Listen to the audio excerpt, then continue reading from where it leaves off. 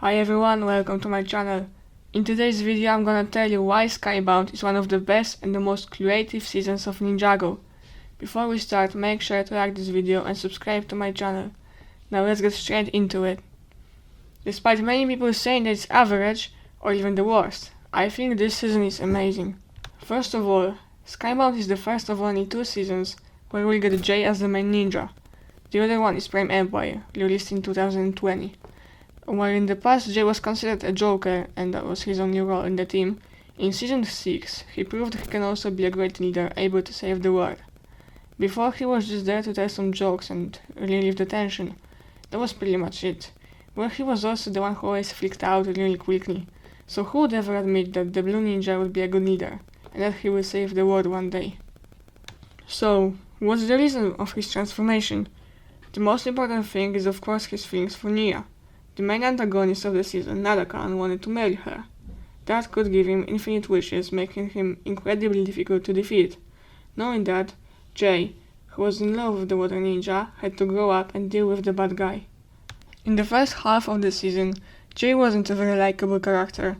First, Nia was mad at him because of his feelings. She wanted to decide of her future on her own. No wonder she was getting irritated with all those questions of people asking if she prefers Jay or Cole. Then comes the third guy who also wants her, Nadakan. Then the rest of the team wasn't willing to interact with him either. That's because they realized he wasted 2 out of 3 wishes. But in the second part he becomes a great character. When he was kidnapped by Nadakan, the Jin wanted to break him and make him waste his last wish. That way Jay would be sent to his sword, making the villain more powerful.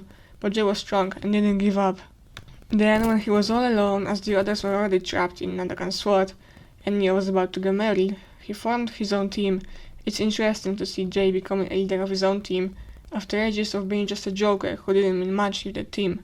In the last part, saving Nia. After Nadakan was shot with Tiger William's venom, it turned out Nia was shot too. Well, the venom can stop the Jin for a while, but for humans it's very dangerous, it kills them very fast. Jay had his last wish, although at first it seems useless. If he wished for Nadakan to be dead, Nia would die too.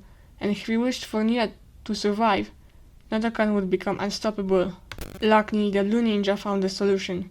He wished for nobody to ever find the Tyrant teapot.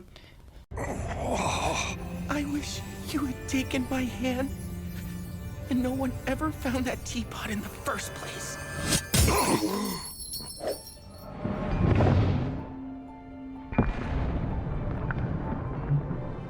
Your wish is yours to keep. That made them go back in time, also deleting everything that happened in Skybound from existence. Well, that worked. Only him and Nia remembered that, for others it never took place. The main villain of Skybound was Nadakan, a Jin from a realm called Ninjago. After the Coast realm was destroyed in possession, his homeland was also turned into ruins. Nadakan promised his father to take revenge on those who destroyed him home. So after traveling to Ninjago, he started to build his home there. He was constantly convincing his crew that his main ambition was to get a home for himself and for them. Obviously he wanted something else. His target was Nia. Marrying her would give him infinite wishes and make him unstoppable. He was so smart, he twisted every wish and there was no way to outsmart him, even Zane couldn't do that. By twisting wishes, he was able to force his enemies to wish for it all to go away. After that, the soul traveled to the Sword of Souls, making the Jin more powerful. He managed to get around the limitations of his power, making people doom themselves on their own. In Skybound, Nia was still a beginner ninja. Despite her powers and fighting skills, not everyone was okay with the fact that there was a girl in the team. That person was Darev, who kept making fun of her and saying she should teach the girls to do makeup instead of being a ninja. I absolutely hated Darev for this, and I liked how Nia wanted to prove everyone wrong and show that she can also fight, not being worse than the boys. Many of you may say that he was doing it for marketing or whatever, but still unacceptable to make jokes like that. Skybound was the season that introduced Nelson. He was the boy who broke both of his legs. The ninja visited him and he was honored to be a ninja for the day. He chose to be the purple one. As we know, in later seasons, he was such an important character. In Secrets of the Forbidden Spinjitzu, he warned Master Wu about Asphira and her plans. In Seabound, he fought with Skybound on his own. That was really brave. And in Crystal Ice, he also helped the team, but his story began long before, when he was a little kid in Skybound. That's why this season is so important. I don't know your opinions, but for me, the ending of Skybound is one of my favorites. I already spoke about this when talking about Jay's development in the season. Basically, after Nadakan married Nia and got infinite wishes, there wasn't much to do to stop him. The ninja had to use the Tiger Widow's venom. It's important to remember that Dogshank and Flintock were on the ninja's side, so Flintock was the one to shoot him. He didn't believe in his shooting skills anymore, after Lloyd wished for him to miss. Since that time, he was missing every shot, but Jay convinced him that he could do it, and he shot Nadakan. But he also shot Nia.